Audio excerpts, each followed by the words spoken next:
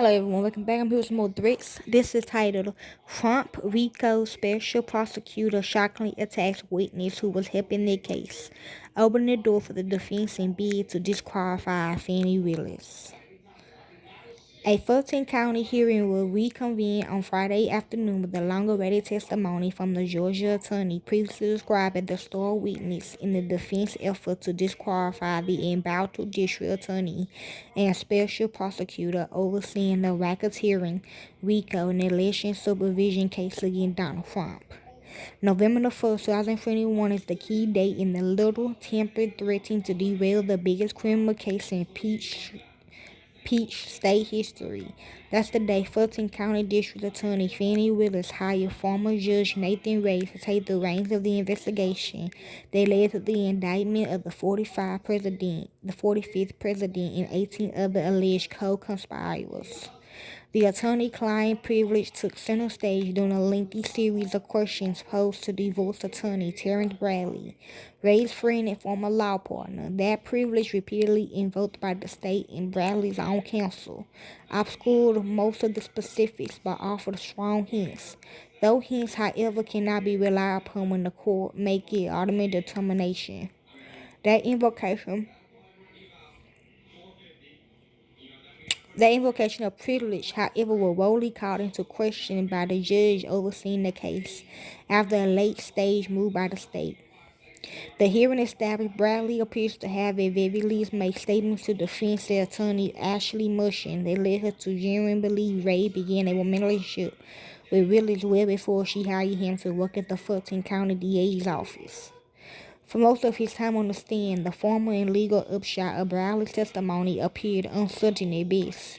Numerous questions posed by Mushin, who represents Michael Roman, a former staffer for Trump's 2020 election campaign, were paired by Bradley and his counsel by invoking the attorney-client privilege. Vesely prosecutors also raised privilege objections that were sustained by Fulton County Superior Court Judge Scott McAfee. Bradley, who had previously reflected his unhappiness with being compelled to testify under the Roman Mushin subpoena, angrily glared at the attorney who forced his testimony throughout the day. But that relatively minor, it appeared to be transmogrified into something like wounded astonishment when Fulton County Special Prosecutor Anna Green Cross, on cross-examination, accused Bradley of committing 2 sexual assaults after hours worth of testimony in which his interests and answers had been all but entirely allied with the states. Early on, Bradley and the prosecution looked like allies.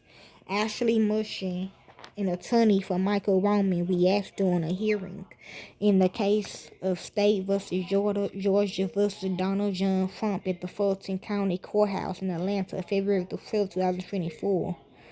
When Mushin asked about a text message exchange between herself and the witness, Cross objected to the question even being asked and characterized it as inflammatory as to even say out loud. After some discussion, Mushin was allowed to question Bradley about the exchange in which he asked Ray's former partner if he knew anything who could provide an affidavit about the affair. No one could freely burn that bridge. Bradley texted Mushin back, the witness confirmed. Mushin also referred to another text message exchange which he asked Bradley if the Willis-Ray romantic relationship began when they were both misgraded court judges.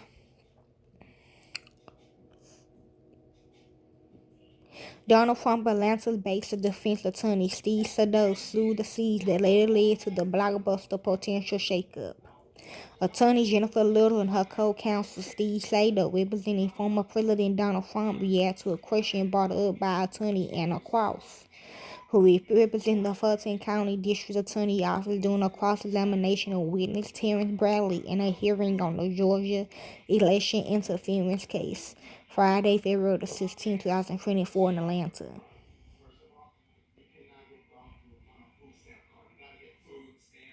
Then came the cross-examination. The state elicited testimony that Bradley had in fact left the law firm under a cloud of 2 allegations of sexual assault.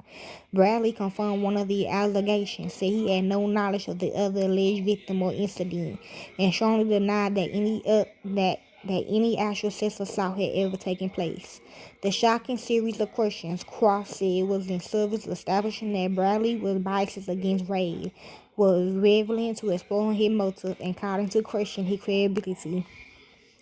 Multiple defense attorneys seized the opportunity to argue the state opened the door to several new avenues of inquiry. The judge himself said the call suggested the attorney-client privilege might not now apply to several prior questions asked of Bradley. We'll open up a whole area what he just responded to. He previously said with privilege, McAfee said, anticipating some likely defense arguments. That doesn't sound like privilege to me. We have to address that when we go back through the rundown. The court previously committed to a private review of privilege claims with Bradley and his counsel directly. That in-camera review would be aided by a case law suggesting the privilege can be pierced if attorney-client discussion could reveal ongoing perjury or fraud. The state's own self-inflicted wounds were also now factored into court's consideration of privilege issues, and Bradley is now likely to return to the stand earlier next week for extended redirect from Sado at the very least. McAfee ruled pending the in-camera inquiry. The judge put a point on it. Mr. Bradley previously testified that the reason he left the firm was totally and completely covered by privilege. When asked by the state, he went to factual scenario.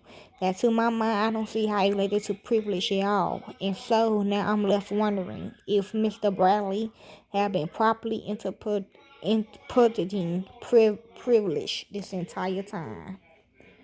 Okay, y'all, enjoy.